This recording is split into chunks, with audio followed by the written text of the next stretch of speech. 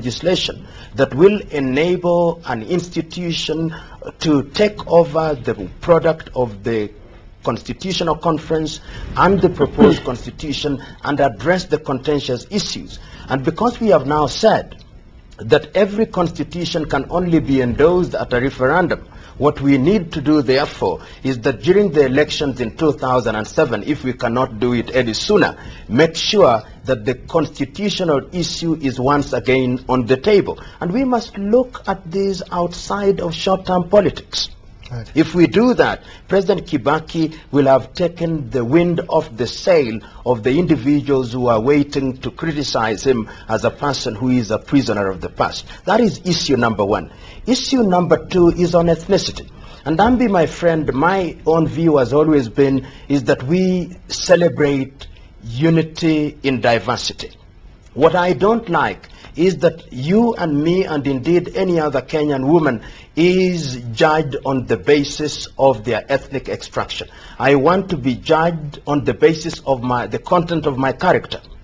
But even as we do that, we must never forget that we are a different people and we can fulfill the requirements of meritocracy and the requirement of diversity without undermining our democracy. That is what we keep on saying. And of course, I believe that if we do that, we will be a great country. And there is no reason why we cannot be if we behave in a manner that is in the interest of our nation. Joseph, I'm sure you have a response to Ndambi's concerns. Absolutely. I think, unfortunately, Louis, ethnicity still informs the politics of this country. As an individual, I've always argued that there's no problem people voting along tribal or ethnic lines, for as long as that is not in the interest of dividing or creating conflict in this country. We do have what we call positive ethnicity and negative ethnicity. Negative ethnicity tends to drive the country into a civil war, if you will.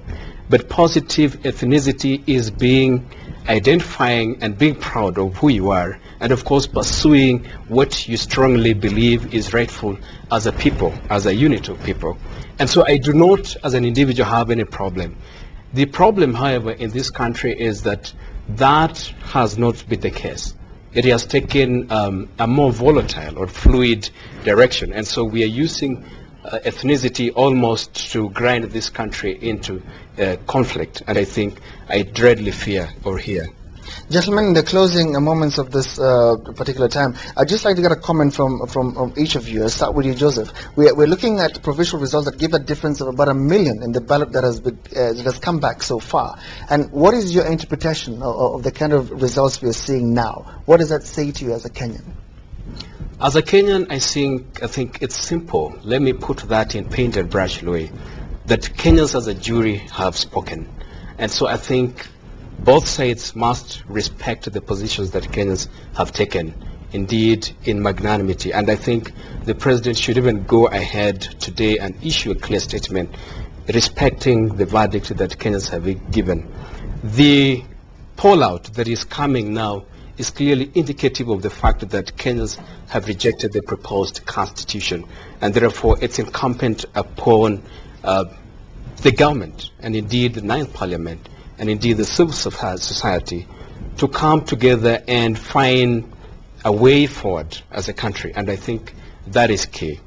And let me say this, Louis, and indeed in centering the brilliant words of Winston Churchill, he did say, give me the tools, the trust, and the authority, and they'll do the job. In putting this, the Ninth Parliament, in power, we as Kenyans gave this Ninth Parliament the tools and the trust to deliver on the Constitution as promised. Right. That has not happened, and that is wearing us to the bottom or along the spines. Philo, your closing remarks with due regard to the kind of numbers we're seeing now in terms of provincial results, but the ballot is back. Louis, the people of Kenya have spoken. Their message is unequivocal. We wanted a full loaf. You gave us half a loaf. We cannot accept it. And what they are telling our political class is, go out there. You have our views. Use those views. Bring to us a document that faithfully reflects those views. We will endorse it. Kenyans must now realize that those who seek never fail to find.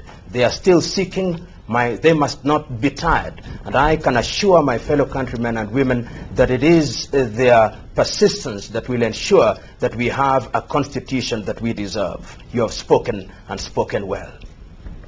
Well, for us as a station, we committed ourselves to walking this walk with you. We have seen you through it. We continue to do so, and we're going to keep coming at you until we have the final results, so we can show you exactly how, as a country, you have decided on the vote regarding this proposed new constitution.